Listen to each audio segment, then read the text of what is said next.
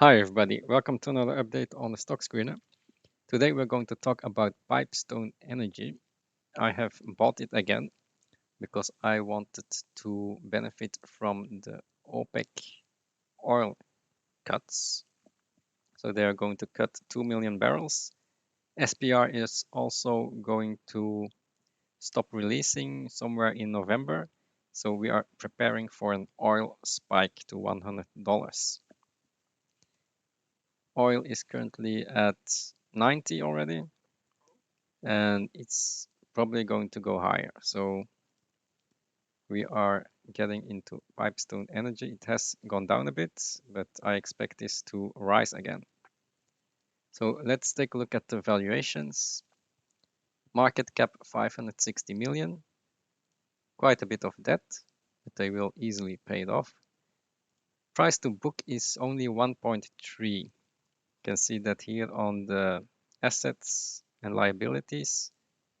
Shareholder equity 500 million Canadian, so that's about 400 US. So that's 1.3 times book value, which is good, not overvalued. Earnings are around 200 million right now per year. So that's a PE of 2.8. Free cash flow is going to be around 200 million next year. So almost the same as the earnings. So price to free cash flow of 2.8. That's a very cheap valuation. Can easily double in my mind. EBITDA, so this is adjusted EBITDA, is around almost 300 million. Market cap is only 550 million, so plenty of upsides. I don't know why this is so cheap. Price to EBITDA only 2. Now this is only for 2023, but we know that they are going to increase production. So this year 30,000 barrels per day, and then it goes up 20% per year with the top of 55,000. So there is growth, a lot of growth.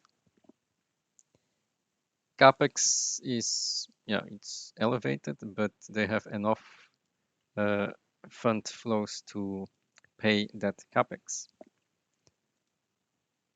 Here you can see how their guidance is. So a lot of after-tax cash flow, around 500 million Canadian, and free cash flow is around half of it, 250 million Canadian.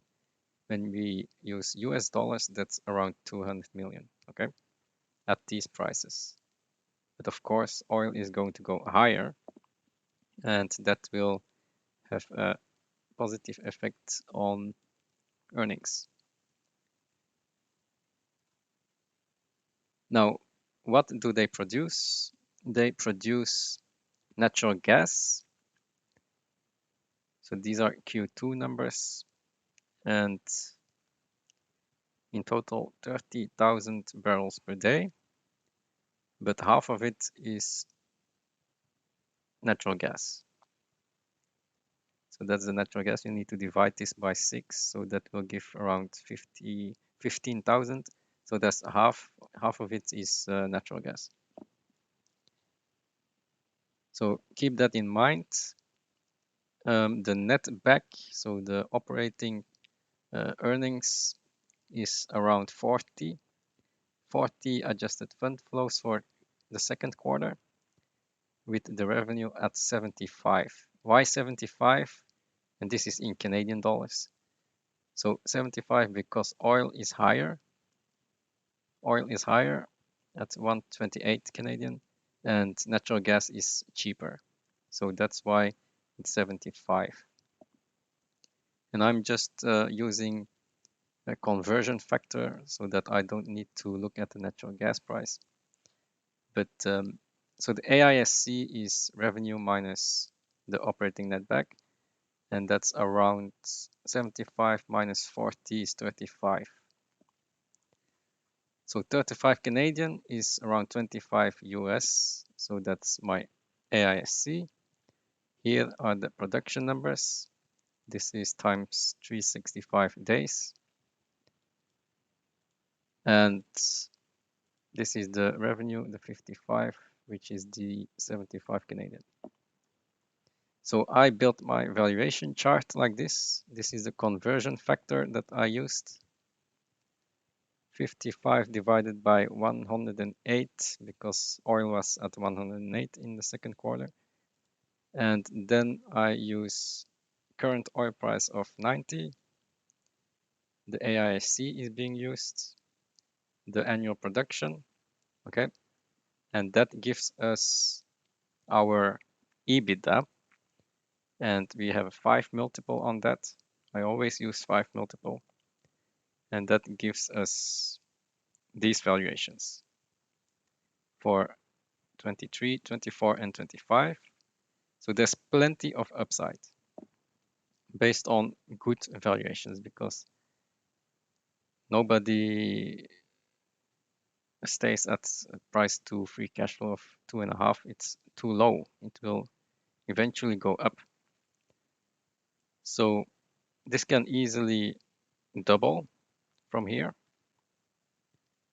If the valuations go to a PE of 10, which I doubt, but yeah, people don't like to invest in the oil sector. But normally this should be a triple to here. And based on EBITDA alone, this should be already at 2 billion, I think. But of course, they have a lot of capex, and that will give them a lower valuation. But still, there's a lot of upside. Now, when we look at the oil price, so at 90 gives this, but when we go to 120, then this will rise. It will rise about 1 billion in valuation from 2.5 to 3.5. And of course, this goes up every year because production is increasing. So I bought this. I think this is very undervalued at book value. They will pay off that debt at some point. After tax free cash flow is 500 million per year, very high. They have a lot of capex because they are building things. But the free cash flow is around 250 million Canadian at these prices. Will not have any debt by next year. Very good, so they can start paying dividends. And yeah, I mean, if we get to the 55,000, that's easily 300 million free cash flow in US dollars. And this is only trading at 550 million. So it's an easy double, triple in a few years' time at $90 of oil. So that's what I bought, and I'll see you in the next video. Bye.